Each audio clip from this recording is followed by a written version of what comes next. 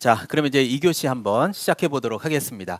자, 조금 전에 이제 제가 1교시 때 뭐라고 말씀을 드렸냐면 공인중개사라고 하는 뜻과 개업공인중개사의 뜻이 다르다는 얘기 했죠. 자, 그러면 이 개업공인중개사라고 하는 실무를 하는 대표들의 종류가 세 가지가 있거든요. 자, 그래서 이제 첫 번째 내용이 바로 법인이에요. 그래서 요거를 뭐 여러분도 알겠지만 우리 강남에 우리 야간반에도 자격증 따로 많이 오시는데 이 중개법인의 이제 팀장님들이나 팀원들이 많이 와요. 그래서 이 중개법인을 얘기하는 거거든요. 그래서 이 중개법인은 자본금 5천만 원 이상의 상법상 회사 또는 협동조합인데 요것도 뭐 가끔 나와요. 그래서 사회적 협동조합은 제외한다. 요거 포함이라고 이제 가끔 한 번씩 나오는데 뭐 요 얘기는 제가 이제 다음 주에 3장에 가서 등록제 강의하면서 자세하게 설명을 드릴게요. 근데 이랬던 저랬던 간에 중개법인도 개업공인중개사인 거 맞죠? 예, 그래서 개업공인중개사가 나오게 되면 뒤에는 반드시 무슨 표현이 나와야 되죠? 등록이 나와야 된다. 요 표현만 기억하시면 될 것 같아요.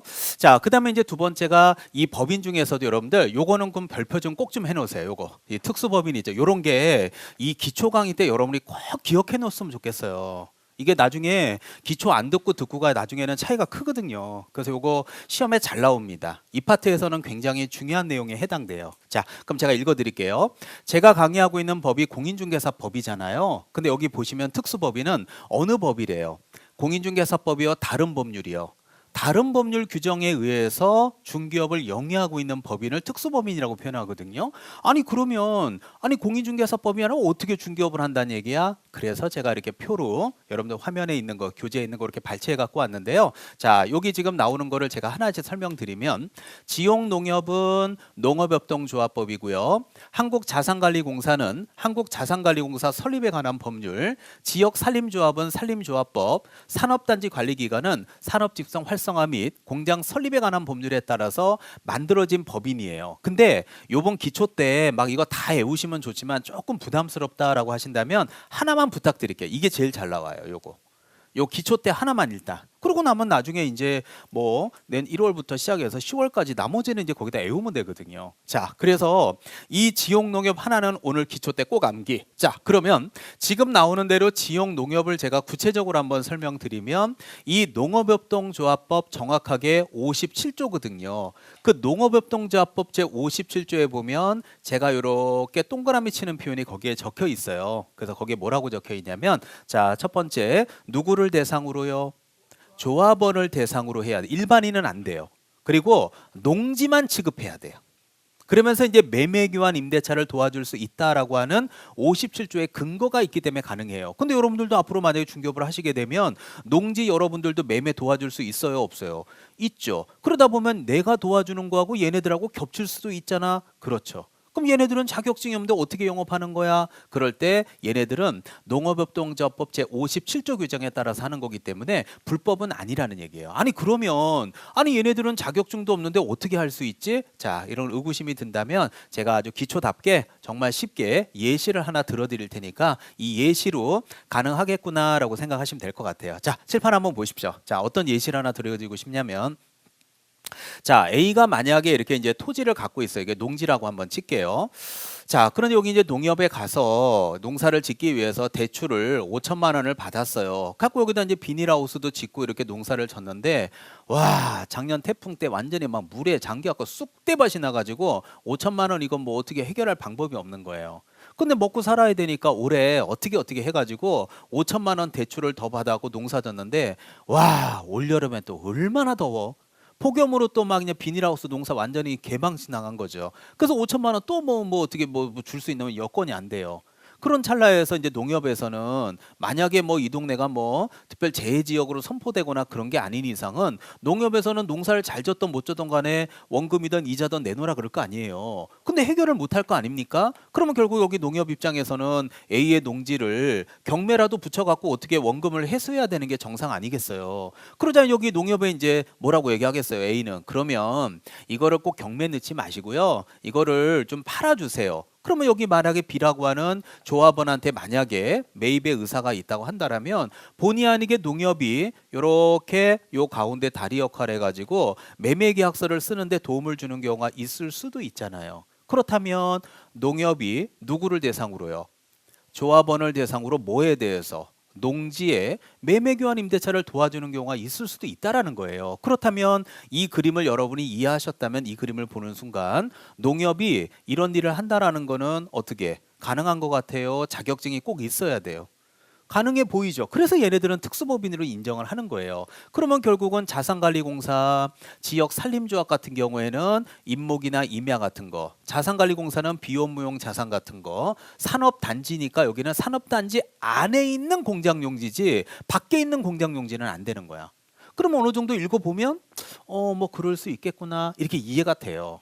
근데 제가 아까 서두에서도 말씀드렸지만 이게 이해를 해갖고는 절대로 안 된다는 게 뭐냐면, 자, 제가 한번 시험 버전으로 바꿔서 한번 설명드릴 테니까 칠판 한번 보십시오. 자, 시험 버전으로 바꿔볼게요. 자, 시험 버전으로 바꾸면, 자, 여기 보면 중개업 등록이라고 써 있는 거 보이죠? 자, 제가 밑줄을 쫙 긋을 테니까, 자, 밑줄 긋는 거 한번 봐주세요. 자, 여기서 요 동그라미 친 거 잘 보시고 대답하시면 됩니다. 자, 보고 얘기하십시오. 자, 얘네들 넷을 퉁 쳐가지고 뭐라고 부른다고요? 특수법인이죠. 자, 그렇다면 특수법인은 다른 법률 규정에 따라서 중개업을 하는 법인 맞죠? 그러니까 얘네들은 중개업 등록은 안 해도 되죠. 이렇게 문제를 낸단 말이에요. 다시 한번, 특수법인은 다른 법률로 영업하는 애들 맞죠? 그러니까 중개업 등록은 안 하고 해도 되죠. 라고 나올 때, 에이 참 선생님 하는 애도 있잖아요. 왜 자꾸 그렇게 문제를, 이게 떠올라야 돼. 그러니까 이해는 다 하신 거야. 근데 막상 문제를 풀면 이게 떠오르지 않으면 수업을 안 들은 느낌이 되는 거예요. 그러니까 이게 속상한 거죠. 자, 요거 한번 보실래요? 자, 요번에 색깔 바꿔볼까요? 그러면 자, 요번엔 빨간 걸로 할게요. 자, 여기 등록 기준 적용이라고 돼 있는데 요 다음 주에 오면 수업 들을 거예요. 그래서 공인중개사법에 등록을 할 때의 기준은 뭐 사무실을 확보해라, 뭐 실무 교육 같은 걸 받아라, 이런 기준들이 있거든요. 다음 주에 강의할게요. 자, 이랬던 저랬던 그런 기준들이 있는데, 자, 제가 빨간색으로 밑줄을 딱 치도록 하겠습니다. 보고 얘기하십시오. 따라서 특수법인은 다른 법률 규정에 따라 중개업하는 법인 맞죠? 맞죠? 그러니까 얘네들은 공인중개사법에서 인정되는 등록 기준을 적용하지 않죠? 라고 나올 수 있잖아요. 그냥 보시고 얘기하세요. 적용하지 않아요? 적용하는 애가 있어요. 그렇죠. 근데 갑자기 시험 보다 보면 저번에 뭐가 하나 있었는데 이런 생각이 또 들면서 또 시험 버전으로 바뀌면 또 막 화가 나기 시작해요. 근데 저는요, 객관적으로 한번 여러분한테 여쭤보고 싶은 게 있어요. 진짜 강사 입장으로. 자, 제가 박스 하나 칠게요. 자, 강사 입장으로 진짜 물어볼게요. 자, 이 박스에서 이렇게 제가 보시면 알겠지만 경우의 수가 몇 개예요? 이게 물어볼 수 있는 게 8개죠. 근데 동그라미가 몇 개예요? 1년 줄게요. 1년. 네, 1년 줄게요. 1년이면 외울 수 있어요? 힘들어요. 아니야, 힘들어. 네, 힘들어. 어떻게 1년 동안 하나를 외워? 못 외워요. 그래갖고 막 속상해하는 분을 너무 많이 봤어요, 제가. 그래서 여러분들은 기초 강의 들으시니까 여유가 있잖아요. 이럴 때 요번 처음 들 때 제가 이렇게 강조드리는 부분들은 꼭 좀 하나 외워두십시오. 그래서 이런 거 모의고사 내고 그러면요, 아 저번에 뭐가 하나 있었는데 하면서 많은 분들이 이렇게 혼동하는 경우를 제가 많이 봤거든요. 그래서 자, 꼭 좀 기억해 주시면 좋겠습니다. 자, 그리고 이제 우리 여기 강남 에듀윌 요 인근에도 이제 중개업소들 많아요. 그리고 제 제자분들이 여기 뭐 브랜드를 얘기하기는 그런데 강남에 뭐 굵직굵직한 중개법인들이 있잖아요. 예, 거기 제 제자분들 다 깔려 있어요. 그래서 올해도 이제 학원마다 저하고 친했던 분들은 제가 조금 뭐 법인 들어가는 것도 많이 좀 도와주고 이렇게 하고 있는데, 근데 이 실제로 대한민국 전체에서 좀 전에 보셨던 요 중개 법인의 비율은요 몇 프로 안 돼요. 한 1, 2%도 안 돼요. 대부분 이 사무실 여러분들 아파트 입구에도 보면 대부분이 공인중개사인 개업공인중개사 개공이, 요거는 법인이에요, 개인이에요? 개인 사무실이 거의 99% 가까이 된다고 보시면 돼요. 예, 거의 없죠. 여러분 아파트 입구에 보세요. 법인 없을걸요? 있어봐야 뭐 가뭄에 콩 나듯이. 그래서 여러분들은 대부분 개인으로 처음에 이제 발을 많이 디디시더라고요. 그래서 자격을 취득한 자로서 이 법에 의해서 뭐를 해야 된다고요? 등록. 자, 이거 뭐 다 이해할 수 있어요. 자, 오늘 기초 강의에서 정말 중요한 게 바로 부칙개공입니다. 이거 별표 3개. 자, 아까 제가 특수법인 하나 별표 3개 쳤고요. 여기 부칙 규정에 의한 개공이 별표 3개. 요 2개는 오늘 꼭 알고 가셔야 돼요. 예, 요거는 꼭 기억. 자, 어렵지 않게. 대신에 뭐라도 기억에 남게 하기 위해서 제가 옆에다가 쓸게요. 복덕방이라고 쓰세요. 복덕방. 복덕방이라고 쓰시고 가로 열고 중개인이라고 이렇게 적어 놓으시면 좋을 것 같아요. 예, 복덕방 중개인 이렇게 적어 놓으시면 좋을 것 같아요. 적으셨나요? 네. 자, 그리고 이제 그만 필기하시고 제가 읽어 드릴 테니까 한번 보십시오. 오늘 만약에 제 얼굴 보지 않고 집에서 혼자 이거 책 사갖고 한번 읽어 보시면 부칙 규정에 의한 개업공인중개사라고 적혀 있을 때 부칙이 뭐야? 요거부터 막혀가지고 아마 막 네이버 찾아서 블로그에 부칙이란 무엇인가부터 막 검색하고 있을 거예요. 근데 아무리 검색을 해도 부칙을 마음에 딱 와닿게 설명해 주는 내용은 없을 겁니다. 자, 제가 아주 확실하게 드릴 테니까 보십시오. 공인중개사법 제9칙 제6조 2항에서 규정하고 있는 개업공인중개사로서 이들은 여기 끝에를 해봐요. 개설 등록을 실제로 한 걸까요? 한 것으로 봐주는 자일까요? 봐주는 자, 보는 자라고 써 있죠. 그럼 이게 도대체 무슨 말이야? 자, 요거를 좀 설명하기 위해서는 조금 배경 지식이 많이 필요하거든요. 자, 제가 기초 때 배경을 다 깔아 드릴 테니까 자, 한번 들어보시기 바랍니다. 자, 제가 뭐 여기 저보다 연세가 많으신 분도 계실 것 같고요. 뭐 저보다 어리신 분들도 많이 계실 것 같아요. 자, 근데 제가 어렸을 때 이렇게 보면 60년대, 70년대 때 제가 동네마다 이렇게 보면요. 그때 여러분들 복덕방 이런 게 있었어요. 그래가지고 제 어렸을 때 기억으로는 그때 이렇게 버스 정류장 같은 데 보면은 이렇게 버스 정류장에 이렇게 구멍이 이렇게 뚫려가지고 그때 1,000원 내고서 여러분들 토큰 알아요? 토큰? 지금 뭐 2000년대 뭐 90년대 후반 태어난 분은 모를 수 있는데 저 어렸을 때 이거 토큰이 있었어요. 그래갖고 1,000원짜리 넣으면 토큰 보면 이렇게 구멍 빵꾸 뻥 뚫려갖고 은색, 금색 뭐 이런 거 있었는데 다 저보다 어려요? 아니 저 어렸을 때 이런 거 있었잖아요. 그리고 학교 다닐 때 회수권 뭐 이런 것도 있고 그렇잖아요. 그때 이제 그럴 때 얘기해요. 근데 이제 이런 한편에 보면 이렇게 나무 간 지금이야 뭐 LED 간판이지만 그때 나무 간판으로 복덕방 이런 거 있고 그랬어요. 그리고 이제 이렇게 들어가 보면 그 계약서 어렸을 때 이렇게 보면 종이와 종이 사이에 먹지 넣어가지고 이렇게 볼펜으로 쓰게 되면 밑에 뺏겨 나오고 지금이야 프린터로 뽑지만 그땐 그랬다고요. 그리고 들어가 보면 이렇게 고무 다라이 같이 이렇게 빨간 다라이에 뭐 찹쌀 같은 거 넣어서 그것도 이렇게 노란 봉투에 넣어서 팔기도 하고 그런 모습들 많이 봤거든요.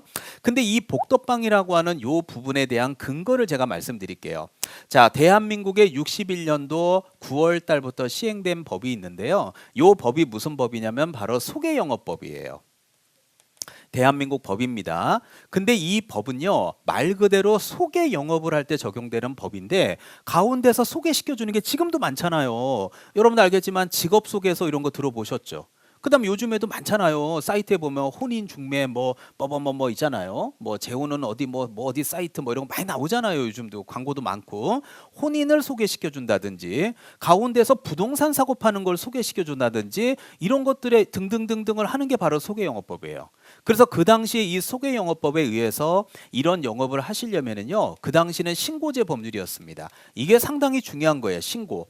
제가 만약에 지금 우리 강남구 여기 지금 역삼동이라고 칠게요. 역삼동에 살다가 제가 신사동으로 집을 옮겼어요.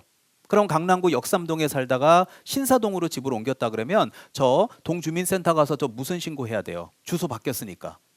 전입신고하죠. 그럼 제가 전입신고하러 동주민센터, 행복복지센터, 동사무소 가서 얘기하게 되면 전입신고하러 왔는데요. 그러면 그냥 일정한 서류 보고 그냥 신고 받아줘요. 꽈락 40 평균 60이에요. 그냥 받아주지. 그냥 신고하러 왔어요. 그러면 주세요. 그러고 그냥 대충 뭐 주소 보고 해주는 거지. 아니 뭐 저기요. 저희 신사동은요. 60점 안 되는 사람은 이사 못 와요. 그 시험 봐갖고 60점 넘어야 저희 동네 이사. 그런 게 아니거든요. 그러니까 그 당시에는 만약에 여러분이 부동산과 관련된 거를 가운데서 소개, 다리 역할을 하는 사무실을 오픈하고 싶다 그러면 그냥 가서 시구 읍면 사무실에 가서 저 신고하러 왔는데 그럼 다 받아줘요. 개나 소나 시험 제도가 없었기 때문에.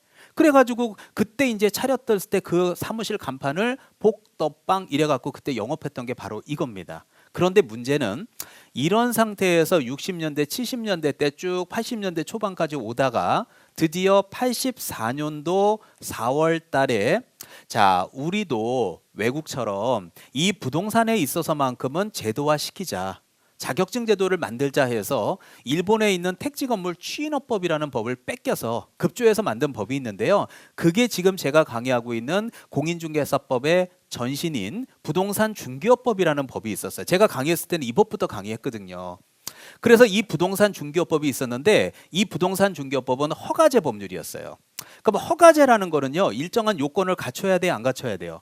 갖춰야지만 건축 허가가 나지 허가가 나거든요. 그래서 일정한 요건 중에 하나가 바로 공인중개사 자격증이 있어야지만 되거든요. 그래서 84년도에 시행이 되면서 1년의 유예 기간을 주고, 자, 드디어 85년도에 공인중개사 이제 1회 시험이 탄생하게 된 겁니다. 요게 공인중개사 1회 시험이에요. 그래서 네이버나 이런 데서 각종 여러분들 포털 사이트 검색해 보시면 역대 공인중개사 합격 현황 쫙 나오는데, 공인중개사 1회 시험 때 합격자가 제일 많았어요. 6만 5천 명이에요. 역대 최고였어요. 왜냐면 시험이라는 게 다 1회 때 제일 쉽거든요. 그래서 이때 합격자가 6만 명이 넘었어요. 그래서 이제 이때부터 자격증을 가진 사람이 배출이 되니까, 아까 제가 1교시, 2교시 때 얘기했던 거 있죠. 자격증을 가진 사람을 뭐라고 불러요? 공인중개사라는 사람이 이제 시중에 탄생하게 된 거예요. 그래서 이제 이분들이 자격증을 가지고 영업을 해왔고, 자, 뭐 중간에 거는 제가 그냥 생략할게요. 그러면서 이제 드디어 여러분들은 저한테 무슨 법을 배우고 계세요? 공인중개사법을 배우게 되고 계시고요. 최근에 이제 공인중개사 35회 시험이 10월 달에 있었고, 여러분은 이제 내년 10월 달에 36회 시험을 지금 대비하고 있는 거거든요. 벌써 보세요. 이게 85년도에 지금이 2024년도 아닙니까? 벌써 몇 년입니까, 이게? 그죠? 어마어마하죠. 한 40년이죠. 그래서 이렇게 지금까지 진행돼 온 겁니다. 자, 그렇다면 아니 도대체 부칙개공인은 뭐냐라고 물어보신다면 이제 좀 팁이 나올 것 같은데요. 자, 이렇게 60년대, 70년대 때 영업을 강남에서 해왔어요. 그런데 갑자기 뉴스를 보니까 9시 뉴스에 내년부터, 자, 이 법이 시행되며 공인중개사 시험을 시행합니다라고 뉴스가 나왔을 수 있죠. 그러면 만약에 여러분이 이렇게 소개 영업을 해왔던 A라고 가정한다라면, 이런 뉴스가 나왔을 때 어때요? 기득권 인정해달라 그럴 거예요? 우리도 시험 볼 거라 그럴 거예요? 예? 기득권 인정해달라 그러겠죠. 근데 그게 왜 잘못된 게 아니냐면, 항상 아셔야 돼요. 법이라는 게 있잖아요. 시행이 되면 이게 시행일이라는 게 있고, 시행일 이후부터 법이 시행되는 거지, 법이 시행됐다고 해서 이게 이렇게 과거법으로 소급해서 적용할 수는 없는 거예요. 특별법이 아닌 이상은. 그리고 이렇게 소개영업법도 보세요. 이것도 대한민국 법이에요, 아니에요? 이거 대한민국 법에 의해서 합법적으로 영업한 거 아니야. 합법적으로 영업을 그 당시 신고제라고 해서 영업을 해왔는데, 새로운 법이 탄생했다고 해서 과거법은 불법으로 치부해버리면 안 되잖아요. 그러니까 법이 시행되기 전에 기존에 영업했던 분들은 당연히 기득권을 인정해 주는 게 당연한 거거든요. 그런데 여기 지금 요 70년대부터라고 칠게요. 그럼 70년대부터 지금까지도 나이가 80 넘으셨지만 중기업에 종사하고 계신 분이 계실 수도 있을까요? 전부 돌아가셨을까요? 있을 수 있잖아요. 사무실마다. 아유, 여기 옛날에 압구정된 미나리밭이야. 내가 여기 강남에 건물들 다 들어서는 거 내가 이거 다 보고 중개업 했던 사람이야. 아우, 여기 뭐야, 허허벌판이었어. 여기 양재동 여기 말죽거리 있는데 허허벌판이었어. 내 중개업 처음 할 때는. 이런 분들이 계시거든요. 연세 7, 80 되시면서. 이런 분들이 지금까지 살아 계세요. 그러면 이분들을, 지금까지도 있는 이분들은 자격증이 없이 영업을 하는데 인정해 주는 거고, 이런 분들을 지금 보시는 대로 뭐라고 부른다고요? 부칙 규정에 의한 개업 공인중개사라고 부르는 건데, 중요한 거는 지금 부칙이라는 말이 뭔지 이해가 안 간단 말이에요. 자, 부칙이 뭔지 제가 설명을 드릴게요. 자, 실제로 여러분들 법 조문을 이렇게 보면 1조부터 시작해서 제가 50조라고 표현할게요. 근데 요 법 맨 마지막 50조, 51조 맨 밑에 보게 되면 부칙이라는 게 써 있어요. 이 부칙이라는 말은 뭐냐면 부과된 규칙이에요. 이 부칙에는 시행일이라든지 또는 경과 조치 이런 게 써 있어요. 그러니까 이 시행일은 뭐냐면, 만약에 공인중개사법 시행일이 언제냐라고 했을 때 84년도 뭐 4월 며칠이다, 5일이다라고 한다라면 4월 5일이 시행일이에요. 근데 중요한 건 시행되기 전에 기존에 했던 분들이 있죠. 그 기득권자를 어떻게 할지에 바로 그게 경과 조치입니다. 그래서 이 경과 조치에 뭐라고 적혀 있냐면, 이렇게 공인중개사 시험이 시행되기 전에 소개영업법에서 영업하셨던 요 분들 있잖아요. 요 분들은 뭐라고 돼 있냐면, 부칙제 6조 2항에 개설 등록을 한 것으로 본다라고 적혀 있어요. 자, 그러면 개설 등록을 한 것으로 본다라는 거는 실제 자격증을 타서 등록을 한 거예요? 그냥 봐주는 거예요? 봐주는 거지. 왜? 기득권 때문에. 근데 이 근거가 어디 있다고요? 부칙에 있다고요.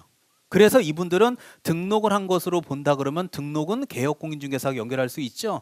그러면 부칙이란 말하고 개업공인중개사를 조합시키게 되니까 부칙 규정에 의한 개업공인중개사라고 부르게 되는 거예요. 근데 이게 기초 강의 때는 정말 중요한 게 뭐냐면 얘네들은 결론적으로 이분들은 결론적으로 뭐가 없어요. 자격증이 없죠. 그러니까 여러분처럼 자격증을 따서 하는 분들하고는 똑같이 취급받을 수는 없는 거예요. 그래서 시험 문제에 기초 강의지만 이 표가 시험에 잘 나온단 말이에요. 이 표에서 올해 시험 문제 2문제나 나왔어요. 잘 나와요. 그 기초 때 이런 걸 탄탄하게 해놔야 돼요. 부칙개공이 뭔지. 자, 그러면 이 표 가지고 한번 제가 어디 잘 나오는지 다 얘기해 줄게요. 올해 시험에 어디 나왔냐면 요거, 그 다음에 요거, 그 다음에 여기 나와 있는 요거. 이 부분 올해 시험에 나왔어요. 35회 때. 자, 뭐 거짓말할 수 없잖아요. 기출문제니까. 자, 그러면 제가 이렇게 나온다고 얘기하는 게 뭔지 보세요. 그러면 이 개업공인중개사의 종류는 중개법인도 있고요. 자, 우리 뭐 여기 강남역 사거리에 우리 학원만 딱 벗어나도 뭐 이 동네에도 중개업자분들 많잖아요. 개인으로 하시는 분들. 근데 여기 이제 부칙개공이도 계실 거란 말이에요. 근데 다시 뭐 여쭤보지만 부칙개공이는 자격증이 있다 없다? 없다. 그 말은 민법 공부를 했다 안 했다? 아니 뭐 혼자서 책 사서 본 거 말고요. 국가에서는 인정 안 하잖아요. 국가에서는 자격 시험을 붙어야 그걸 공부한 걸로 인정하잖아요. 그래서 시험 제도가 있는 게 좋잖아요. 그래서 이분들은 민법 공부를 안 하신 거야. 그래서 이렇게 경매나 공매, 알선이나 대리처럼 법적 지식이 아주 많이 필요한 부분들은 영업을 못하게 하는 거예요.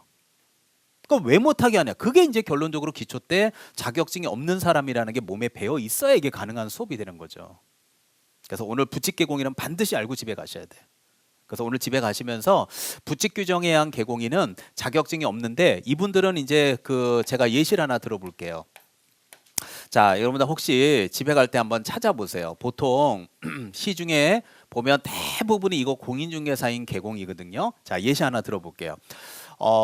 다다음 주에 진도 나갈 부분인데 공인중개사법에는 사무소 명칭 간판을 달 때는 이렇게 돼 있어요. 공인중개사 사무소 또는 부동산 중개라는 문구를 써라 이렇게 돼 있어요. 그러면 제가 여쭤볼게요. 여러분도 올해 열심히 해서 이제 사무실 오픈하실 수 있잖아요. 그럼 여러분은 자격증을 따신 거란 말이에요. 그럼 간판에 공인중개사 사무소라고 간판을 다실래요? 부동산 중개 사무소 요 문구를 넣어서 1번, 2번 중에서 어떤 간판으로 간판 다시는 게 여러분은 좋을 것 같아요? 여러분들은? 저는 1번 쓸 것 같은데요. 자격증 땄으니까 나 자격증 땄어. 나 사자 자격증 딴 사람이야. 나 공인중개사야. 공인중개사 사무소. 그래서 행복 공인중개사 사무소 대표 임선정 뭐 이런 거 쓸 수 있잖아요. 이렇게 간판 달지 부동산 중개 사무소 대표 임선정 이렇게 쓰진 않을 거예요. 그래서 실제 시중의 간판들의 거의 열에 거의 뭐 열 가까이가 개인을 기준으로 법인 말고요. 이걸 기준으로 하면 거의 이걸 쓰거든요. 근데 가끔 가다 보면 법인은 아닌데 부동산 중개사무소라고 간판 다는 경우가 있거든요. 물론 뭐 특이하게 자격증을 땄지만 나는 이게 더 좋아 그러면 어쩔 수 없어요. 뭐 괜찮아요. 왜냐하면 또는이라는 건 선택이니까. 근데 제 경험칙으로 보면 부동산 중개사무소라고 간판 달았을 때 거의 8, 90%는 이거 부칙개공의 사무실이에요.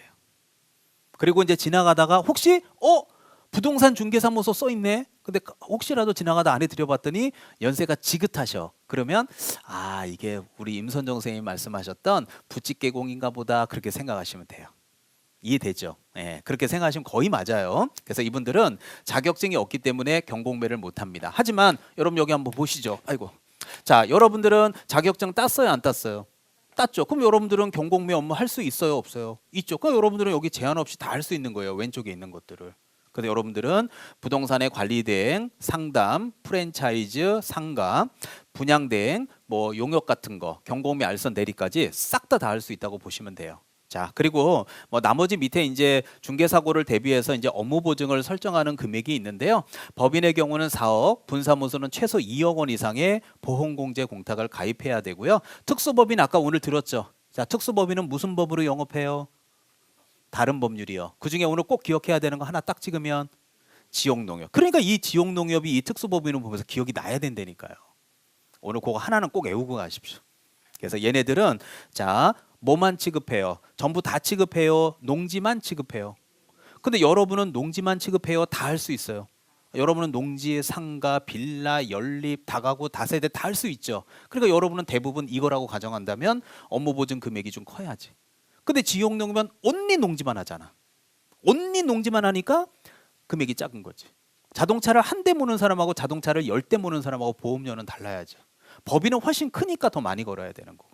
그렇게 이해하신다면 충분히 이해할 수 있지 않을까 싶습니다. 그래서 이 부칙개공인은 반드시 알아두십시오. 그리고 또 하나 여기서 어차피 하는 거니까 하나 더 말씀드리면 이 부칙개공인은 업무를 볼 수 있는 지역도 달라요. 그래서 여러분이 자격증 따서 하시는 분들은 대한민국에 있는 거 다 할 수 있는 거 맞거든요. 근데 부칙개공인은 그 동네에서 터박이로 열심히 해오신 분이니까 특별시, 광역시, 도에 있는 물건을 취급할 수 있어요. 자, 그렇다면 오늘 지금 촬영하고 있는 데가 서울특별시 강남구 역삼동이라고 가정을 한다면 이 동네는 어디예요? 이 동네는 어디예요? 서울특별시죠? 예, 그러니까 우리 학원 건물 1층에 만약에 부칙개공이 분이 계신다면 그분이 취급할 수 있는 바운더리는 서울 것만 가능해요. 그래서 요 옆에 가까운 경기도 과천 거 못 취급해요. 경기도 성남시에 있는 거 못 취급해요. 하지만 저 위쪽에 노원구에 있는 거 있죠. 자, 여기 성남보다도 노원이 훨씬 멀 텐데 노원에 있는 건 취급할 수 있어요. 거기는 서울이니까. 그래서 사무소를 관할하는 특별시, 광역시, 도. 그러니까 사무실이 서울에 있으면 서울특별시 것만. 사무실이 인천에 있다 그러면 인천광역시 것만. 사무실이 만약에 충청도에 있다 그러면 충청북도에 있는 거, 남도에 있는 것만 가능하니까 이런 부분에 차이점이 많다라는 거. 그래서 시험 문제는 이 부분이 굉장히 많이 출제되고 있는 게 현실입니다. 자, 꼭 알아두십시오. 자, 그러면서 이제 아까 공인중개사 얘기 많이 했고요. 자, 그다음에 이제 소속 공인중개사라고 하는 표현이 있는데 저것도 줄여서 제가 요 소자와 공자 딱 줄여서 소공이라고 표현할게요.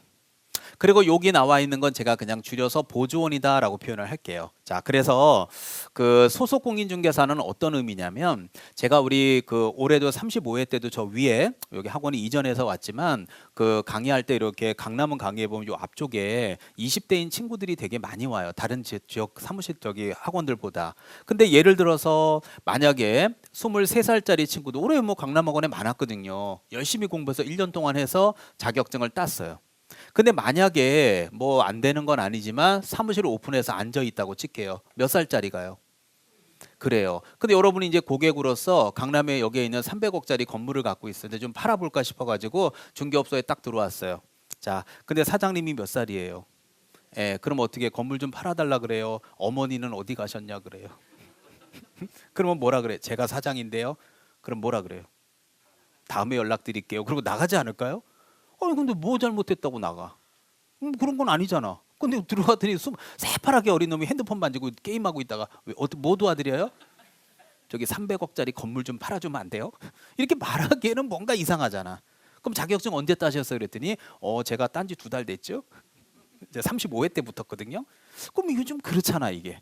그러니까 이게 뭐 나이 어린 게 죄는 아니지만 아직까지는 이게 사회 경험이 많아 보이지 않으니까 사회 경험 많으신 여러분들이 보기에는 아유 얘 아직까지는 뭐 애한테 내가 뭘 팔아달라고 하기도 그렇잖아. 그러니까 이렇게 저는 그래요. 이렇게 나이 어린 게 죄가 아니라 자격증 따셨을 때 23살이면 아직 뭐 학생일 수도 있고 학교 졸업하고 바로 땄을 수도 있다면 저는 개인적으로는 조금 일을 좀 배우면 어떨까 생각이 들거든요. 그래서 한 몇 년 정도 배워서 이제 이런 고객들 딜링할 수 있을 때 그래서 법인 같은 데 들어가서 좀 힘들겠지만 열심히 좀 배우면 좋겠어요. 그러면 결론적으로 이 자격증을 땄어요 안 땄어요? 23살짜리는. 그러면 공인중개사잖아. 근데 남 밑에 들어갔잖아. 그럼 들어간 게 뭐야? 그게 소속이지 뭐야. 그러니까 결국은 자격증을 따서 오픈하면 개업 공인중개사고 자격증을 따서 취업을 하면 소속 공인중개사지. 그래서 여기 보면 자 개업 공인중개사에 소속된 공인중개사로서 자 자격증이 있기 때문에 중개 업무도 수행할 수 있고 중개 업무를 보조할 수도 있는 입장에 서는 게 바로 소속 공인중개사예요. 근데 자 버튼 누를게요. 여기 보면 중개 보조원 있죠. 이분들은 공인중개사 자격증이 없는 사람이야. 그래서 이거 설명을 좀 해줄게요.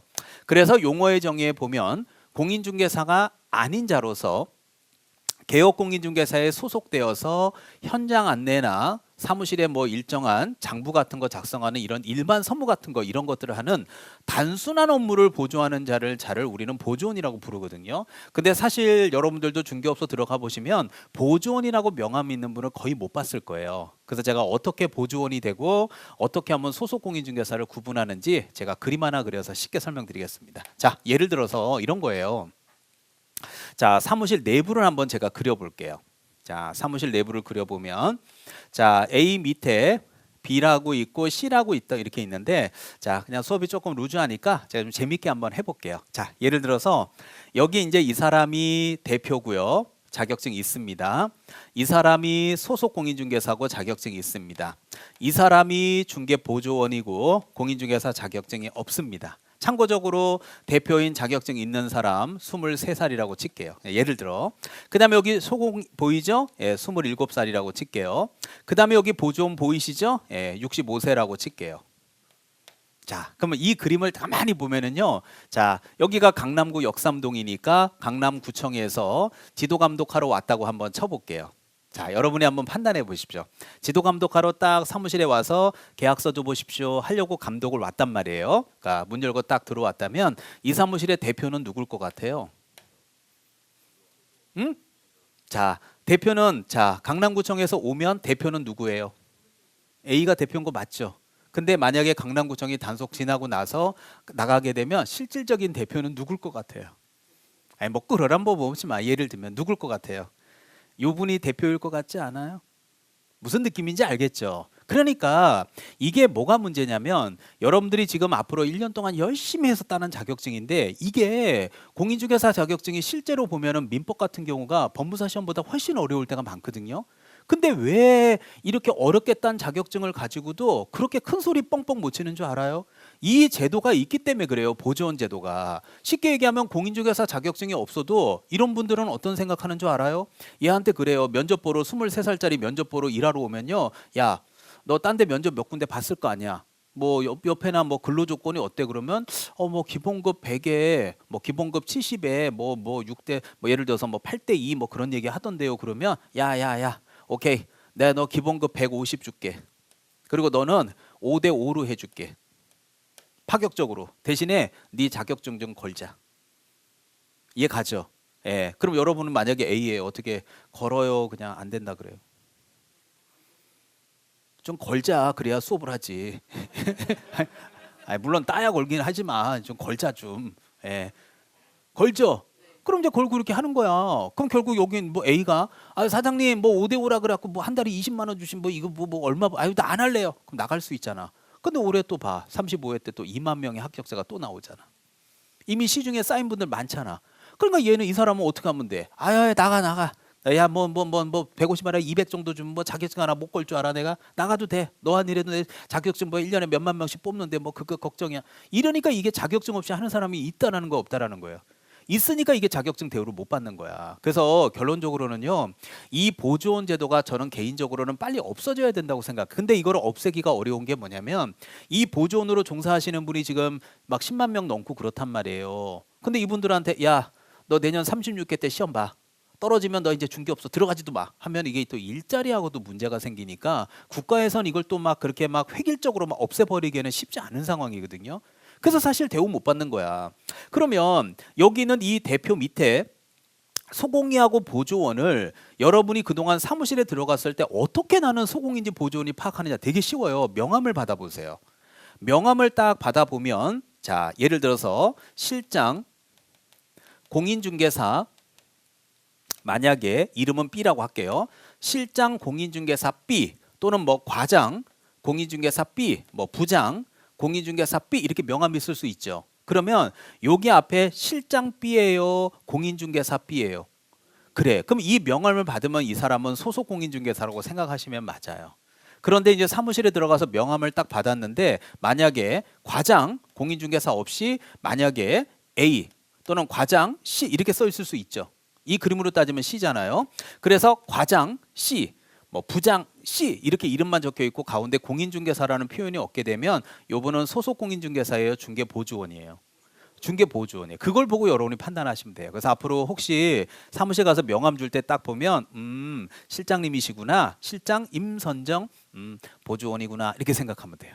그래서 자격증 있는 분들은 전부 다가 실장 공인중개사 임선정 김숙자 이렇게 명함 받는다고 생각하시면 돼요. 그러면 이 제도가 이제 사실은 많은 문제가 되고 있기 때문에 자, 올해 시험에 나올 수 있는 거 제가 얘기해 드릴 테니까 기억하세요. 뭐냐면 그 실제로 이 보조원들에 대한 부분을 일을 못하게 하거나 뭐 갑자기 제도를 없애서 사무실에서 나가라 할 수는 없어요. 근데 이 자격증이 없는 이분들을 조금 규율하기 위해서 요 최근에 법이 개정된 게 두 가지가 있거든요. 알아두십시오. 그 중에 하나가 올해 나왔어요. 35회 때. 그럼 36회 때 여러분이 하나 나올 게 있는데 자, 바로 35회 때 나온 건 뭐냐면 얘네들은 고용 인원수 제한 규정이 있어요. 자, 인원수 제한 규정이 있는데 이 사무실에 물어볼게요. A 자격증 있는 거 맞죠? B도 자격증 있어요, 없어요? 그러면 이 사무실에 자격증 있는 사람은 몇 명? 그명 2명이면은 5배를 초과할 수 없습니다. 이게 결국 무슨 말이냐면 2명이 자격증이 있으면 2명 곱하기 5배수를 해보세요. 그럼 몇 명이에요? 10명이죠? 10명보다 많이 둘 수는 없는 거예요. 근데 10명도 많이 두는 거지 뭐. 그래서 5배를 초과할 수 없습니다. 자격증 있는 사람 곱하기 5배를 초과할 수 없어요. 요번 공인중개사 35회 시험에 나왔습니다. 요거 나중에 기출문제 제가 한번 풀어드릴게요. 그런데 두 번째 또 하나 요거 이제 36회 때 나올 수 있는 건데 이 보조원들은 이렇게 단순한 업무를 보조해요. 자, 여기 봐봐요. 무슨 안내?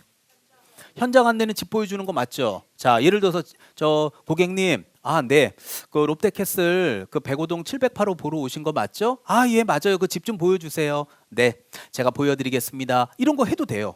계약서 쓰면 안 돼요. 근데 중요한 건 이걸 보여줄 때 반드시 고지 의무가 있어요.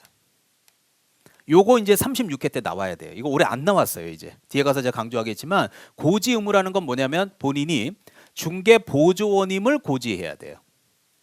그래서 자, 고객님, 저는 대강 공인중개사 사무소에서 온 중개보조원 임선정입니다. 롯데캐슬 보러 오셨죠? 네. 708호 맞죠? 네, 가시죠. 제가 보여드리겠습니다. 이렇게 고지해야 돼요. 근데 여러분들 한번 생각해 봐요. 고객을 만났는데 중개보조원 임선정입니다라고 고지하겠어요? 안 하겠어요?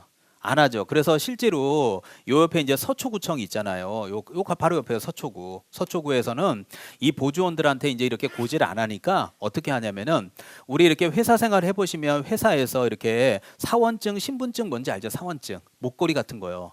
거기에 보조원 임선정 이렇게 써 있어요. 중개 보조원 임선정. 그래서 이제 만약에 여러분들 내년에 시험을 붙으면 이제 소공이나 대표되는 거고요. 만약에 시험을 떨어지면 목걸이에다 뭐라고 써야 돼요? 예, 중개 보조원 김숙자 이렇게 목걸이에 써야 돼요. 예, 그러면 동네 사람 야 니네 엄마 보조원이야 이렇게 되는 거예요. 예, 그래서 목걸이 달고 다녀야 돼. 그럼 이거 영업하라는 거예요, 하지 말라는 거예요? 하란 얘기지 목걸이 달고. 근데 창피하잖아. 그래서 이제 하지 말라는 얘기는 아니지만 이렇게 인원수도 못 두게 하고 고지 의무도 규율해가지고 자격증 제도로 이렇게 좀 편입화시키는 느낌이거든요. 그래서 이분들이 만약에 이제 자격증이 없어서 나가게 된다, 창피해서 못 하겠다 그래도 이미 기존에 자격증 따신 분들 충분할까요? 모자랄까요? 충분해요. 지금 30만 명 넘게 기다리고 있거든요. 그러니까 얼마든지 이 자리에 들어가서 메꿀 수 있거든요. 그래서 제가 이 말씀을 초면에 꼭 드리고 싶은 거는 뭐냐면 혹시 여러분들 중에서도 그냥 뭐 좀 시간 여유 있어서 이건 하나 따놓으려고 하는 거면 뭐 상관없는데 이거 나는 이걸 따서 나는 꼭 이 실무에 좀 나는 진짜 한번 발을 디디고 싶다라는 생각이 있으신 분은 아 이건 뭐 다 빌려서 하더만 이러면 안 돼. 이제 못 버텨요 이제. 그래서 꼭 중개실무의 뜻이 있다라면 자격증을 꼭 따시면 좋겠어요. 안 따고는 이제 앞으로는 못 버텨요. 그래서 제가 우리 그 야간반 여기 수업할 때마다 요 강남은요 야간반 수업을 하면 여기 법인의 팀장들이나 팀원들이 수업 들으러 많이 와요. 오전은 지금 일하고 있으니까 안 오고요. 야간에 많이 오거든요. 실무하는 분들이. 근데 회사에서도 법인에서도요 자기 팀장이 됐어. 계약 뭐 7건에서 이제 팀장 승진해. 근데 자격증 없으면 회사 자체 내에서 법인 자체 내에서도 승진을 안 시켜줘요. 자격증 따갖고 오라 그래요. 예, 그래서 자격증 없으면 이제 이렇게 몇백억짜리 건물들 강남에 취급하는데 고객들도 다 알거든. 그 목걸이에다 중개보조원 실장, 팀장, 임선정 이러고 목걸이 달고 다니면 보조원이라고 써 있는데 여러분 같으면 300억짜리 팔아달라고 하겠어요? 안 한단 말이에요. 그러면 그거는 회사 매출하고 연결이 되잖아요. 그래서 팀장 승진 안 시켜줘요. 예, 그래서 무조건 자격증 따야 되거든. 그래서 올해도 많은 분들 법인에서 오신 분들 꽤 계셨어요. 야간에 많이 와요. 야간반에. 그래서 여러분들도 꼭 자격증 이거 실무에 뜻이 있으면 무조건 따셔야 됩니다. 빌려서 하는 거 이제는 의미 없다 이렇게 생각하시면 되겠습니다. 자, 오늘 2교시에는 여기 토지 얘기까지 제가 마무리 좀 해볼까요? 자, 이게 토지는 뭐 아까 제가 서두에서도 말씀드렸지만 민법적인 비중이 1차기는 하지만 제 과목에도 많은 영향을 끼치고 있다. 그래서 우리 민법제 212조 이거 나중에 이제 배울 거니까 오늘은 그냥 첫 수업이니까 여러분들 그냥 그러려니 하고 들어주세요. 그냥. 자, 민법제 212조를 보게 되면 토지 소유권은 일정한 지면을 합리적인 범위에 따라 분할한 선으로 구분이 되는데 이 말은 뭐냐면 A라고 하는 사람이 이렇게 강남에 땅을 갖고 있어요. 그러면 만약에 땅 갖고 있으면 여기다 뭐 하실 거예요? 그러면 저부터라도 뭐 하긴요? 건물 짓죠. 아, 그럼 여기 임대료 받고 여기 공사비 좀 빼다가 나중에 건물 가격 뛰면 팔면 되죠. 그럼 당연히 차익이 얼마나 생기겠어요? 이런 얘기 하지 않겠어요? 근데 당연하게 토지에다가 건물 짓는 것만 소유권의 영역으로 보는 게 아니라 여기 있잖아요.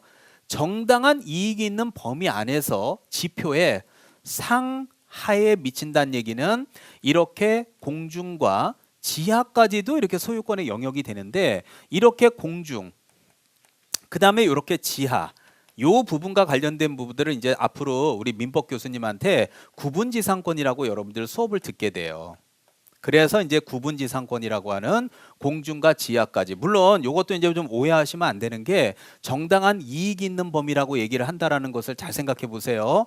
만약에 여러분이 A신데 자 강남역 사거리에 여러분 건물 위로 자 대한항공 비행기 여객기가 날아가고 있습니다. 구름 위로.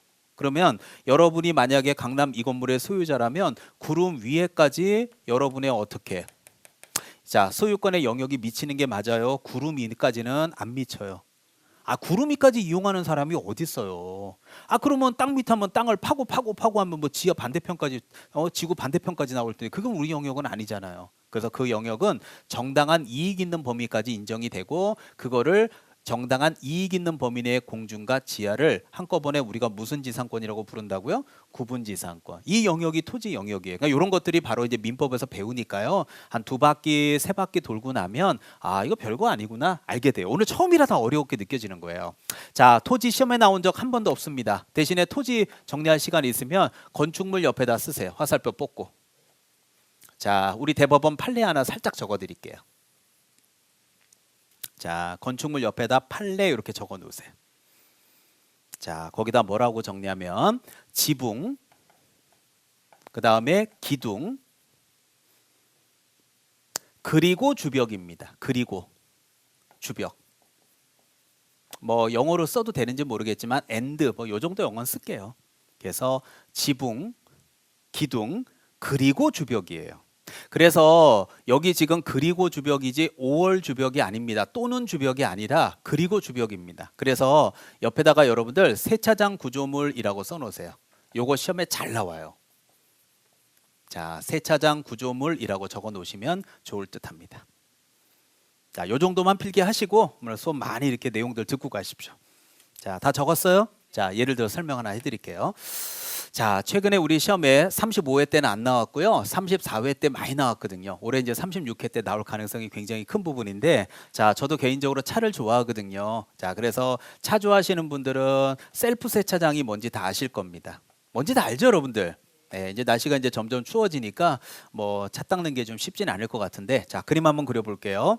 자, 만약에 A가 이렇게 부지를 갖고 있는데 여기다 셀프 세차장을 하나 만들었어요.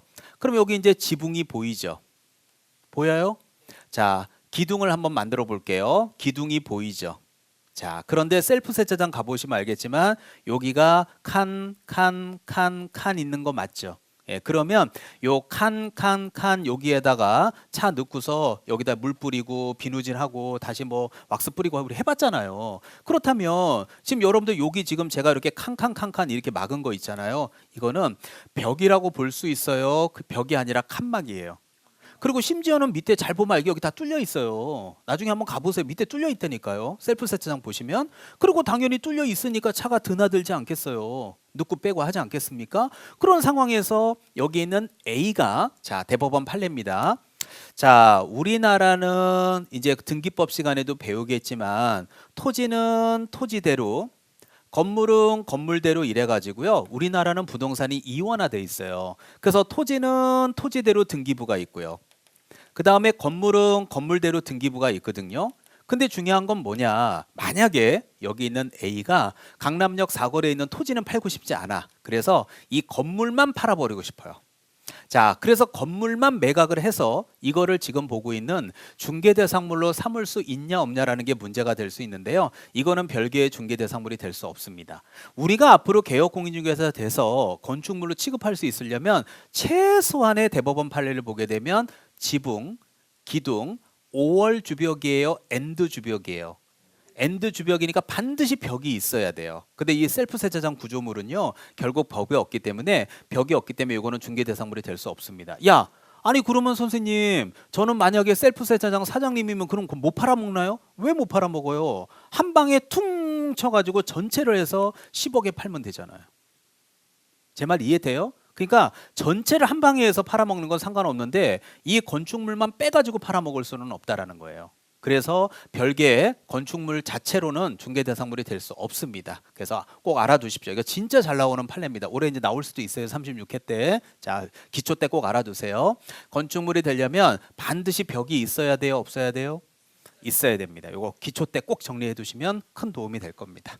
자, 그리고 이제 그 밖에 토지 정착물 나와 있는데 뭐 1번은 그냥 참고하셔도 되고, 자, 여기 2번에 나와 있는 명인 방법이라는 거. 자, 이런 게 이제 바로 오늘 학원에 와서 수업을 듣는 이유입니다. 자, 2번 한번 제가 읽어보면서 요 설명도 좀 드릴게요.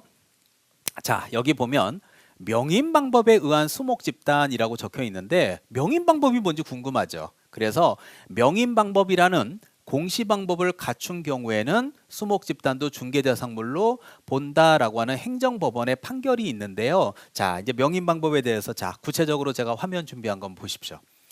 자, 명인 방법 써 있는 거 맞죠? 자, 제가 읽어드리면서 그림 그릴 테니까 같이 한번 보도록 하겠습니다. 자, 화면 보세요. 명인 방법이라 함은 수목의 집단 또는 미분류과실 등의 소유권이 누구에게 기속하고 있다는 것을 제3자가 명백하게 인식. 자, 요 명자와 인자를 조합하게 되면 이게 무슨 방법이에요? 명인이죠. 명백하게 인식시킬 수 있는 관습법상의 공시 방법을 말한다. 이 경우 수목의 경우 숲이 나무 껍질을 깎아서 소유자의 성명을 새겨 넣는다든지, 미분리과실의 경우에는 논밭지 위에 새끼를 둘러치고 성명을 표기한 목찰, 이런 거 있잖아요. 목찰, 이런 거, 목찰 같은 것들을 세운다든지 이런 거 등등등등등, 이런 것들의 방법이 대표적인 명인 방법이다라고 적혀 있는데요. 아마 들으면 이해는 되는데 아마 와닿지는 않을 거예요. 자, 그래서 제가 요걸 한번 예시를 들어서 한번 그림 그려갖고 설명드릴 테니까요. 자, 기초 때 많이 들어놓으시면 좋을 것 같아요. 자, 예시 한번 들겠습니다. 제가 아까도 얘기했던 제 암기법 막 그림들 아마 유튜브 제가 쉬는 시간에 한번 찾아보시라 그랬을 텐데요. 이 암기법들을 제가 만든 그 장소가 강화도에, 뭐 이게 수업을 할 때 우리 강의하는 직업도 사실 되게 스트레스 많이 받는 직업이라서 강화도에 이렇게 드라이브 가서 이렇게 커피 마시면서 이렇게 널찍한 데들 보면서 많이 이렇게 연상해서 그림들을 많이 탄생시켰는데요. 그 강화도에 이제 그 본섬이 이렇게 있는데 그 본섬 중에 딱 진짜 요 정도 위치에 보면 진짜 전등사라는 절이 있거든요. 그래서 여기 절에 이제 제가 부처님 스님 이래 갖고 막 그림도 만들고 그런 그림들이 다 이 절을 이제 떠올리면서 제가 만든 그림들이거든요. 근데 실제로 여기 이제 전등사에, 이거 뭐 교회 다니신 분은 오해하지 마세요. 그냥 이건 예시에 불과하니까 차를 대고 이렇게 언덕에 따라 딱 올라가다 보면 요 정도 위치에 보면 진짜로 단풍나무가 있거든요. 최근에 제가 또 사진 하나 찍어 왔는데 그 단풍나무를 제가 한번 예시를 들게요. 자, 이 단풍나무인데 이 단풍나무 앞에는 요렇게 이 나무에 대한 설명의 목찰이 박혀 있거든요. 근데 여기 보면 뭐라고 되어 있냐면 수령이 700에서 800년 정도 되는 걸로 추정하며 이런 거 써 있거든요. 그러면 이제 제가 자, 전등사에 가서 드라이브 가서 바람 쐬러 자, 절에 올라갔다 왔는데요. 거기 보면 목찰에 와, 이 나무의 수령이 700에서 800년으로 추정되면서 어쩌고 저쩌고 하면서 훼손하지 마십시오 이런 거 써 있지 않겠어요? 그럼 제가 이걸 딱 보는 순간 와, 이거 엄청 오래됐구나. 첫 번째. 건드리면 안 되겠구나. 두 번째, 새벽에 와서 뽑아야 되겠구나. 자, 어떤 게 정상적인 생각이에요? 당연히 건드리지 말아야 되겠고 생각 들겠죠. 그러면 제가 그 생각에 딱 들었다는 것은 바로 이 목차를 제가 자 안내문을 읽자마자 소유자 또는 관리주체가 있다라는 걸 임선정의는 명백하게 인식한 거예요, 못한 거예요? 한 거죠. 그러면 이 판때기는 명인 방법으로서 충분한 공시 방법이 된 거예요. 자, 그러면 이게 명인 방법이야. 또 이런 거 말고 여러분들 만약에 여기서 저 안산 쪽으로 가면 대부도, 제부도 이런 데 있죠. 거기 포도가 유명하잖아요. 그럼 포도 같은 거 예를 들어 볼게요. 자, 친구하고 이렇게 드라이브 갔어요. 대부도, 제부도에 우리 조개구이 먹으러 갈까? 칼국수 먹으러 갈까? 해서 갔어. 드라이브를. 근데 거기 가다가 이게 길가에 딱 지나가는데 자, 포도밭에 포도가 주렁주렁 열려 있는데 보니까 울타리가 이렇게 뾰족뾰족한 걸로 포도밭을 다 이렇게 감싸놨어요. 그럼 이 울타리 뾰족뾰족한 거 이렇게 감싸놓은 거를 친구하고 같이 드라이브하다 보면은요, 이거 농사 짓는 분이 있다는 생각이 들어요. 새벽에 와서 따요. 아니, 정상적으로 생각해봐. 농사 짓는 분이 있죠. 그럼 여기 울타리는 소유자가 있다, 농사 짓는 분이 있다라는 것이 명백하게 우리는 뭐가 돼요? 명백하게 인식돼. 그럼 이게 명인 방법이에요. 그러니까 명인 방법은 뭐 이거는 명인 방법이고 아니고가 아니라 이렇게 인식할 수 있는 방법은 다 돼요. 근데 문제는 뭐냐? 자, 여러분이 학원 오시기 전에 정확하게 해드릴게요. 공인중개사 14회 시험에 이게 나왔는데 제가 이거 산 증인이잖아요. 2003년도입니다. 자, 2003년도 공인중개사 14회 시험에 박스 문제가 나왔는데 아직도 내가 안 까먹어. 이거 행정법원까지 갔던 문제예요. 디귿번에 뭐라고 나왔냐면 명인 방법을 갖춘 20개 집단이라고 시험에 나왔는데 이 문제가 뭐였냐면 이 문제가 중개대상물이 될 수 있는 거를 골라 묶어라였어요. 근데 올해도 여러분도 아마 에듀윌 홈페이지에 와서 보시면 알겠지만 시험이라는 게 끝나고 나면요 항상 이의 신청. 아, 제일 안타까운 게 뭐냐면 끝날 때마다 항상 매년 저한테 Q&A, 여러분들도 수업 듣다가 공부 뭐 궁금하신 거 있으면 애들 홈페이지에 오면 Q&A 있거든요. 거기다가 질문 남겨주시면 제가 거의 뭐 하루 이틀 안에 답변 다 드리니까 학습 질문 언제든지 오케이입니다. 자, 근데 문제는 여기에 막 떠요. 교수님 저 하나 모자라요. 어떻게 방법이 없을까요? 저 올해 이거 못 붙으면 내년에 1차부터 다시 해요. 저는 올해 2차만 하거든요. 이런 안타까운 글들이 계속 와요. 갖고 올해도 제가 35회 시험 끝나고 나서 이의 신청을 한 3문제 정도 도와드렸어요. 그래서 이의 신청 요거 올려놓을 테니까 그 산업인력관리공단에다가 이의 신청 하십시오라고 해서 제가 뭐 어떤 근거인지 이런 것까지 다 올려놨거든요, 자료를. 근데 뭐 없어야 좋죠. 근데 하여튼 뭐 하나 두 개 모자라는 분들이 애처롭게 도와달라 그래요. 그러면 이 당시에 명인 방법을 갖춘 수목 집단이 2003년도 14회 때 시험에 나왔을 때에도 한 문제가 모자라신 여러분 선배들이 있었겠죠. 20년 전에. 그럼 그 선배들이 선생님 명인 방법 갖춘 수목 집단이 중개 대상이 되는 거예요, 안 되는? 이것 때문에 저 헷갈렸어요. 요거 맞게 해달라고 한 게 있었어요. 그러면 왜 그 당시 이게 행정법원까지 갔냐면 두 가지 견해가 있었거든요. 자, 첫 번째 견해. 학원 강사들도 야 자, 이게 무슨 공시방법이 돼? 이거 잘라버리면 아무것도 아니니까 이게 불안하니까 이건 공시방법으로 인정을 못 받는 거지 라고 강의하는 학원 강사도 있었고요. 아니, 얼마든지 인식할 수 있잖아. 그러면 공시방법으로서 그 정도면 됐지 뭐 그게 뭐 안 될 이유는 또 뭐가 있어. 그래서 학원 선생님들마다 어느 학원 선생님은 된다, 어느 학원 선생님은 안 된다 이래갖고 학원 강사들 간에도 설왕설래했거든요. 그러다 보니까 이게 시험에 딱 나와버리니까 어때요, 수험생들은? 교수님 저 작년에 옆 학원에서 수업 들었는데요, 그 학원 교수님은 이거 안 된다 그랬는데요, 선생님은 된다 그러시잖아요. 어느 게 맞아요? 이 질문 되게 많이 받았어요. 근데 이게 시험에 나온 거야. 그래서 이제 요것 때문에 자 판례가 자 시험 끝나고 나서 이제 행정법원에 가서 이거 행정소송을 했는데요, 결국 행정법원에서는 최종적으로 어떻게 인정했냐면 명인 방법 갖춘 수목도 중개 대상에 해당하는 걸로 판결을 한 거예요. 그래서 2003년도에 14회 때 여러분의 선배들의 투쟁의 결과를 후배인 여러분들은 그냥 받아드시면 돼요. 그러니까 여러분들은 이제 어려울 거 없잖아. 자, 결론. 이제 명인 방법 갖춘 수목 집단은 중개 대상물이 된다 안 된다? 된다라고만 쓰면 되는 거예요. 그래서 여러분들은 자, 그래서 이런 것들 뭐 질문이 있다가 뭐 쉬는 시간에 오시면 좋겠습니다. 자, 그래서 이런 것들 자 잘라버리든 뭐하든 간에 일단 이 자체로도 공시방법으로 인정을 한다는 거죠. 그리고 잘라버린다는 것 자체가 훼손이잖아요. 그건 형사처벌 받아야 될 것이고, 당연히 요새 여기 보면 CCTV 다 있을까요, 없을까요? 다 있죠. 얼마든지 잡을 수 있거든요. 그래서 명인 방법으로 인정한다라는 게 공시방법으로 인정한다라는 게 판례입니다. 행정법원. 자, 그리고 여기 이제 임목에 관한 법률의 임목이 있는데요. 자, 요거까지 제가 마무리 좀 하고 나가도록 하겠습니다. 좀 어떻게 쉬었다 할까요? 그냥 할까요? 쉬었다 할까요? 그냥 해요? 네, 알겠습니다. 자, 그럼 임목도 해볼게요. 자, 우리 그 기초 강의 때 요거 꼭 외워두세요. 내가 나중에 여러분한테 물어볼 거예요. 뭐라고 물어볼 거냐면, 자, 이제 1월 달에, 자, 여기 명인 방법에 의한 여기 뭐예요? 수목이라고 적혀 있죠. 자, 근데, 자, 여기는 뭐라고 적혀 있나 얘기해 봐요. 그러면 수목이든 임목이든 이 목자가 나무 목자잖아요. 그러면 수목과 임목은 둘 다 나무인데, 제가 기본 강의 가서 수목과 임목은 기초 강의 때 무슨 차이가 있었죠? 이렇게 제가 질문할게요. 2달 있다가.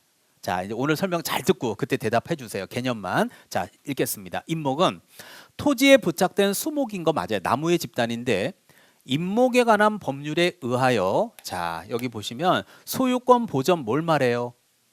등기를 한 나무를 말하는 거예요. 그래서 수목과 임목은 어떤 차이가 있어요? 라고 혹시라도 제가 물어보면 등기 여부의 차이가 있습니다. 요 얘기는 해주셔야 돼. 1월 달에. 기초 강의 들은 거 티 내야죠. 그래서 임목으로 등기를 할 수 있는 수목의 집단의 범위는 한 필의 토지 또는 한 필 토지의 일부에 승립하고 있는 모든 수종의 수목을 말한다라고 적혀 있는데 아마 이렇게 들어도 와닿지는 않을 겁니다. 무슨 나무를 등기한다는 얘기야? 자, 그렇다면 기초 강의답게 또 그림 그려서 이 개념이 뭔지 제가 또 설명드리겠습니다. 자, 저를 보시기 바랍니다. 아주 쉽게 설명드릴게요. 임목이 왜 필요한 거냐면은 예를 들어서 이제 A가 자, 시 외곽에 이렇게 살고 있습니다. 자, 외곽이라고 그냥 할게요. 자, 이렇게 이제 주택, 단독주택이든 뭐 전원주택이든 짓고 살고 있는데 금액은 작게 하겠습니다. 1억이라고 하겠습니다. 그래서 주택하고 부지까지 해서 자 1억이라고 가정을 할게요.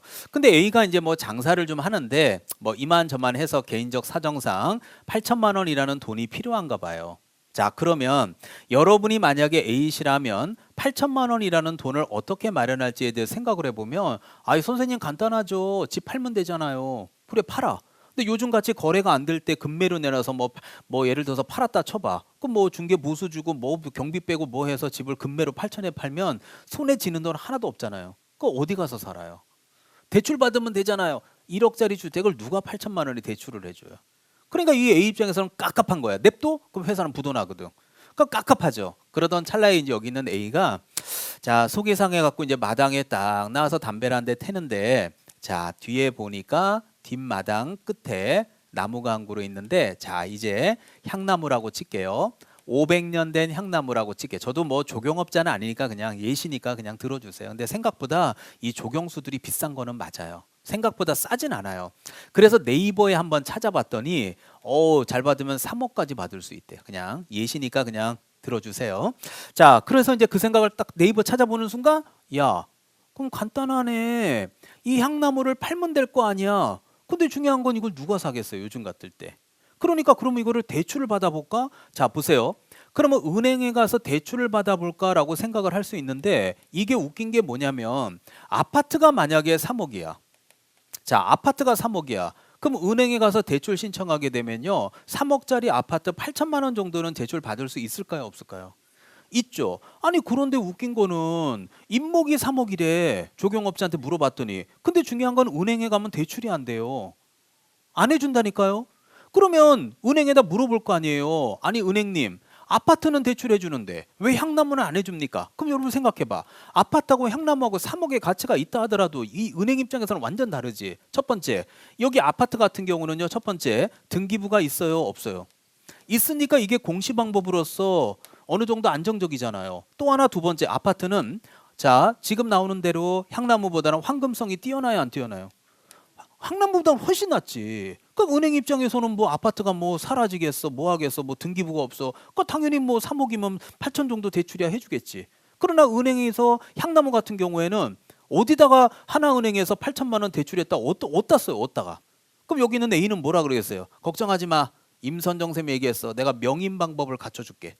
하나은행에다가 8천 대출 받았다. 너희들 손대면 뒤진다. 이렇게 써줄게. 그 은행 입장에서는 알았다 그러겠어. 이거 언놈이 잘라버리면. 여러분이 은행이면 빌려주겠냐고요. 안 하지. 더더군다나 만약에 천둥번개 쳐서 불 홀라당 나면 이거 한참에 불나서 다 날아가는데. 아니 물론 아파트도 그럴 수도 있지. 그러나 뭐 아파트가 뭐 천둥번개 맞았다고 홀라당 불나서 막 타버리고 그러겠어요. 그러나 이거 뭐 비 오고 바람 불고 뭐 천둥번개 치면 홀라당 한 번만 번개 맞으면 다 타버리는데 이거 빌려주겠냐고요 이거. 그러니까 불안불안하잖아요. 그래서 천둥번개 때문에 요 나무를 돈을 대출을 받으려면 반드시 보험에 들어야 된다라는 법도 이 내용에 있고, 또 하나가 이거 갖고는 불안불안하니까 이 나무를 등기를 하는 거예요. 그럼 등기를 하게 되면 등기부가 나와야 안 나와요? 나오죠. 그럼 등기부 을구가 있겠죠. 그럼 거기에다 은행에서 대출 받았다고 하는 내용을 거기다 적어 놓으면 되잖아요. 그러면 결국은 물어볼게요. 아파트는 등기부가 있으면 동산이요, 부동산이요? 부동산. 나무를 등기를 했죠. 그럼 이것도 동산이요, 부동산이에요? 부동산. 그러면 중개대상물로 취급할 수 있다 이렇게 되는 거야. 그게 논리적인 거야. 그러면 또 이것도 거꾸로 말하면은 이것도 하나 더. 자, 이렇게 은행에 대출을 받았다라면요, 등기부에 저당권이 설정될까요, 안 될까요? 설정되겠죠, 등기부에. 그렇다면 오늘 1교시에 제가 정말 중요한 판결을 얘기했죠. 금전 소비대차 계약은 중개의 대상이 아니다. 하지만 금전 소비대차 계약이라 하더라도 저당권 설정 계약과 부수해서 이루어진다면 이는 중개업이다, 아니다? 중개업이다. 그러니까 이렇게 저당권을 설정하는 거니까 가능한 거죠. 그래서 제가 이 임목과 수목에 대한 차이점을 여러분이 꼭 공부하고 싶다면은 요 명인 방법을 갖춘 수목은요, 그냥 요렇게 목찰 같은 거 박았다라고 한다라면 여기는 건들지 말아라, CCTV 촬영 중이다, 훼손하면 처벌받는다라는 얘기는 소유권에 관련된 부분은 표시할 수 있죠.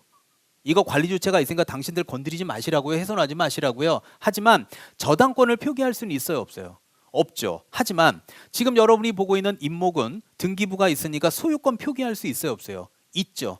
저당권도 표기할 수 있죠. 그래서 이제 1월 달에 기본 강의 들을 때 수목과 임목은 어떤 차이가 있어요? 라고 여쭤보면 둘 중에 하나는 대답할 수 있어야 돼요.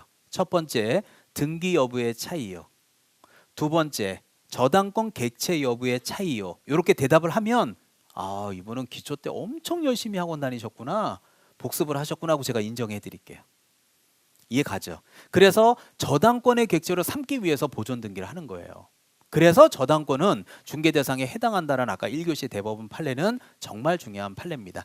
자, 이왕 하는 거 여기 마무리를 좀 짓도록 할게요. 나머지 읽어보시고, 자, 여기 나와 있는 공장재단, 광업재단 요까지 그러면 자 2교시를 마무리하겠습니다. 자, 그러면 이제 공장광업재단 요 내용을 한번 읽어보겠습니다. 자, 요것도 이제 대통령령으로 정하는 재산권 및 물건에 들어가는 건데, 자, 공장재단 읽어볼게요. 공장에 속하는 일정한 기업용 재산으로 구성되는, 자, 1단할 때 단자 동그라미 딱 쳐놓으시면 좋을 것 같고요. 기업 재산이라고 할 때 재자 동그라미 딱 쳐놓으시면 좋을 것 같아요. 1단에 기업 재산할 때 단자와 재자 동그라미 딱 쳐서 거꾸로 읽어보세요. 거꾸로 읽으면 뭐가 되죠? 재단이죠. 그게 재단이에요. 그래서 1단의 기업 재산으로서 공장 및 광업재단, 여기 저당이잖아요. 저당. 아까도 얘기했지만 저당권은 중개 대상이 된다고 굉장히 얘기했고, 이 저당권의 목적이 된다는 얘기는 결국은 등기를 한 거예요. 등기를. 그래서 1단의 기업 재산으로 등기를 하게 되면 그게 바로 재단 등기가 되는 거고, 공장과 관련된 걸 공장재단이라고 표현을 하는 거거든요. 근데도 와닿지 않아요. 아니 무슨 공장을 등기를 해. 자, 그래서 이것도 기초 개념으로 잡아드리겠습니다. 그러니까 이런 것들을 수업을 안 듣고 기초 기본 생략하고 막판에 와갖고 막 그냥 문제풀이 위주로 들으면요, 이게 실력이 들통나요. 이 기초가 진짜 중요하거든요. 자, 공장재단이 뭔지 제가 예시를 들어서 아주 쉽게 설명해 드리겠습니다. 자, 잠깐만 5분만 더 하겠습니다. 그 올해도 35회 때도 그렇고요. 그 제가 이제 강의를 오래 했잖아요. 25년 넘게 해보니까 그 매년마다 이렇게 다 기억나는 게 아니라 회차마다 이렇게 좀 뭐 띄엄띄엄해서 그 기억이 나는 우리 수강생들이 좀 있어요. 근데 올해 35회 때 가장 기억이 잘 나는 거 우리 대방학원에, 노량진 학원에 지방에서 오신 면장님이 계시거든요. 그래서 열심히 해서 올해 자격증 따셨는데 그분이 좀 기억에 많이 나요. 한 60대 중반 정도 되시는 분인데 그분이 좀 기억이 많이 나고, 또 예전에 또 기억이 잘 나는 그 분 중에 하나가 제가 일산에 마두 그쪽에 호수공 그쪽에서 강의할 텐데 그 한 남자분이에요. 오전 딱 요때 강의할 텐데 항상 저 왼쪽 맨 뒤에 앉아요. 근데 아직도 제가 그분이 기억에 나는 게 뭐냐면 그 당시 이제 뭐 10여 년도 넘은 얘기인데 되게 저보단 좀 어려 보였는데 그 친구가 온몸이 명품이야. 예. 근데 이렇게 지금 겨울이잖아요. 약간 좀 춥잖아요. 그럼 12월, 12월 이렇게 보면은 온몸이 명품인데 보통 그 옷 같은 것도 뭐냐면 그 모피를 입고 다녀요. 모피. 그것도 롱 모피. 예. 남자분인데. 근데 더 특이한 건 항상 저 왼쪽 끝에 앉아서 수업 시간에도 선글라스를 끼고 수업을 들어요. 그 나는 그냥 개인적으로는 아니 뭐 꼭 뭐 벗어라 이런 말을 안 해요. 그냥 우리가 그냥 예의상 그래도 수업 들으러 오면 그래도 그냥 선글라스는 벗고 그래도 좀 이러고 있는데 롱 모피 코트를 입고 선글라스를 끼고 항상 왼쪽 끝에 쫙 앉아 있어요. 그래서 참 특이하다. 온몸이 뭐 그냥 이게 보통 예사가 아니에요. 예, 뭐 온 머리끝부터 발끝까지 다 명품으로 도배하고 그래서 딱 매주 볼 때마다 아 저분은 나이트클럽 삐끼다. 아니 되게 특이한 거야. 그래서 이제 되게 궁금했어요. 그러다 어느 날 엘리베이터를 타려고 딱 섰는데 그분이 오시대요. 그래서 제가 궁금해요. 저 죄송한데 혹시 무슨 일을 하세요? 내가 물어봤어요. 예, 그것도 오전 반 수업을 들어. 이해 가죠? 그러면 뭐 오전에 직장을 가는 거는 아니니까 오전 반 수업을 들을 거 아니에요? 그래서 물어봤더니 자기 중고 명품샵을 한대요. 그 순간 아 모든 게 좀 해결이 되는 거야. 왜 온몸에 명품을 두르고 다니는지. 그래서 아 참 특이하다 이렇게 생각했던 게 기억이 나는데 또 그런 분도 있고 또 부평에서 우리 지금도 부평 에듀윌 있거든요. 그 남자분이 한 분 계셨는데 저보다 한 연배예요. 한 10살 정도 많으신데 목걸이가 금목걸이가 예사 목걸이가 아니에요. 예, 뭐 팔찌부터 반지도 한 여기 한 7, 8개씩 꽂아요. 그리고 옷 딱 입고 이렇게 다니고 남자분이 야, 이분도 보통 분은 아니다. 그러던 어느 날 식사를 하재요. 그래서 너무 궁금해서 물어봤어요. 혹시 어떤 일을 하세요? 그랬더니 본인이 예전에 외국에서 이게 석재 같은 걸 좀 수입해서 돌 이게 석재 이런 것들을 뭐 무역업을 좀 하셨는데 돈을 좀 많이 버셨대요. 그래서 최근에는 인천의 땡땡 지역에 김공장을 하나 차리셨다 그러더라고요. 그래서 이제 제가 아 이분이 김공장을 하시는구나라는 걸 이제 알게 됐죠. 자, 근데 이제 문제는 이게 다운된 것 같은데요. 왜 그렇지? 좀 끊어서 가야 되겠네. 여기 좀 끊어서 갑시다. 다운돼서 안 되겠다. 자, 요거부터 그럼 제가 잠깐 쉬었다 진행할게요. 자, 알겠습니다.